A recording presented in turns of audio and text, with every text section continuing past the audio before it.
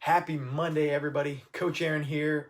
Today, I'm going to bring you my thoughts on the ketogenic diet. So I posted a question a little while back on my Facebook asking people, like, what sort of questions do you have related to like exercise, fitness, nutrition, things like that. And the keto diet is actually something that came up a lot for a lot of people. So as I'm diving in here, if you would, first, if you make sure you give the video a heart, or a like, and also if you would give me in the comments down below a hashtag replay or a hashtag live, whether you're watching the video live or you're watching the video on replay at a later time. If you have any questions on the ketogenic diet, feel free to go ahead and post them in the comments down below. If I see them pop up while I'm live, then I'll answer those questions while I'm on the video. Otherwise, I may turn that into further videos down the line. So, my thoughts on the ketogenic diet.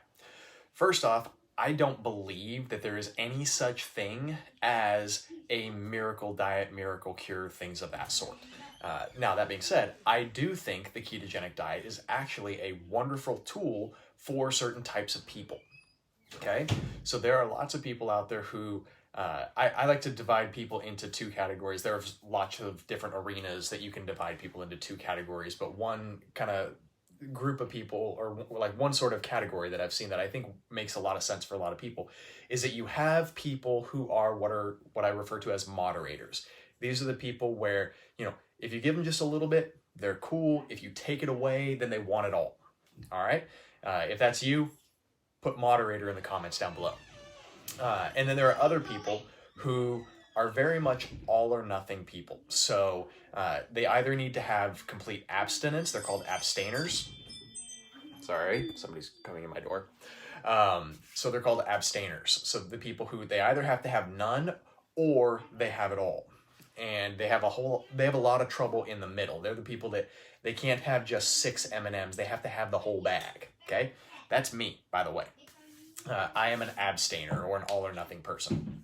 So I find personally that people who are of the all or nothing type of persuasion typically do much better with the ketogenic diet because it takes an entire category of foods that are often problematic for people, not evil, but often problematic for people, and says, we're not going to do that for a period of time. Okay? That's a key. I do not believe the ketogenic diet is a healthy diet for people to live on for the rest of their life, with maybe certain exceptions. Okay? If you're an epileptic who's highly sensitive, then that's something. That's actually what the ketogenic diet was originally developed for, was for helping people with epilepsy. So I don't think the ketogenic diet is something you should do forever, but I do think it's something that you can do either periodically for potential health benefits or for weight loss benefits, especially if you're of the all or nothing persuasion. So that's my thoughts there. The benefits are, whenever you reduce carbohydrates, you're going to reduce the amount of inflammation that you have in your body. Now, it is possible to do what I call a dirty keto, which is where like you're doing things like pork rinds and bacon and cheese and all this stuff all the time.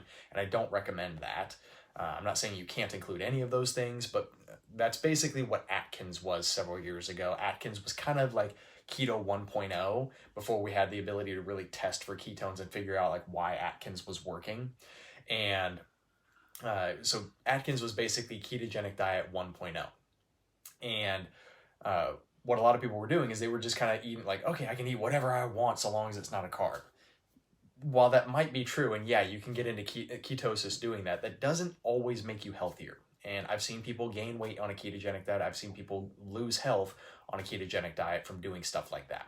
And so you do want to always make sure that you're focusing on whole foods, real foods, stuff your grandma would have recognized, and that doesn't come out of a box or a wrapper.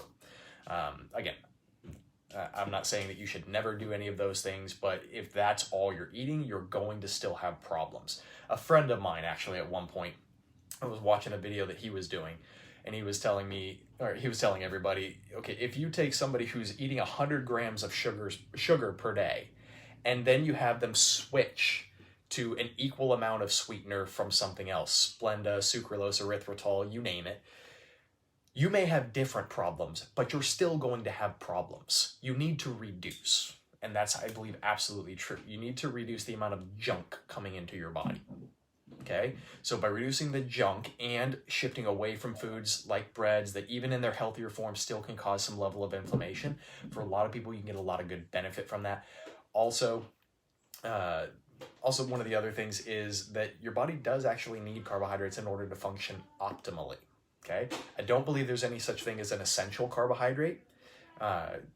Your body can live without carbohydrates, but your body cannot live without fats and protein. So there's no such thing as an essential carbohydrate. However, for your body to function optimally, you're going to need to reintroduce carbohydrates either periodically or to a certain level for most people at some point. Okay, so personally, I've used the ketogenic diet many times. It is my diet of choice personally when I need to trim down. I also do it 3 to 4 times a year I've got an intense, I call it the metabolic cleanse. It's a 5-day, very low calorie ketogenic diet that I've put together to basically help get my body into a state of autophagy, which is basically a state of recycling a lot of the different parts of the body, like old cells and different parts that are no longer necessary. It's basically like a pruning process.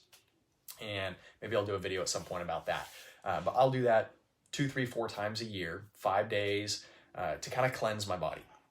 And if I need to trim down for some reason, maybe I've just been hitting dessert too much for a little too long, then ketogenic diet is my diet of choice. I've done diets with and without carbohydrates, and I would rather go without carbohydrates with periodic refeeds than have carbs every day, because it just makes things harder for me.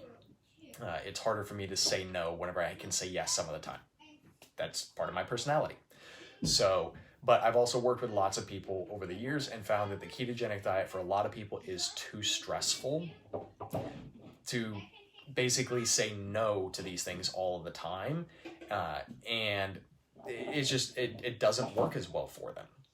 And there are certain drawbacks. If you're on a ketogenic diet, at least in the short term, meaning 3 months or less, you're going to have endurance issues, because there's certain aspects of endurance where you need to burn sugar. You need to burn carbohydrates, stored blood sugar. And the ketogenic diet doesn't really allow for that. Your stored blood sugar is low on purpose. And unless you're going to start doing more advanced versions of the ketogenic diet, like targeted ketogenic diet or things like that, it's not going to be the best benefit for you. You're gonna be slower. You're gonna have less power. You're gonna have less endurance. Not be able to do as many reps. Not be able to run for as long. Whatever your thing is. So, but the other major benefit is that the ketogenic diet will teach your body how to burn fat for fuel. That's the reason why it's often beneficial for a lot of people. If you don't reduce calories, generally speaking, you're not going to lose fat. That being said, I've actually lost fat on 3,000 calories a day with the ketogenic diet. So, there's a lot of factors at play in this, but the ketogenic diet will force your body to start liberating fat for fuel.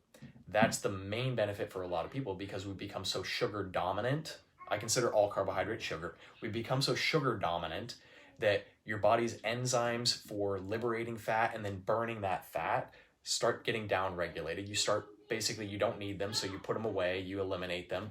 And whenever you don't have carbohydrates to use, the body has to start making more of those enzymes to start getting fat out of the tissue and into the bloodstream and then burning it for fuel. It has to, because it's the only way it's going to survive. Okay?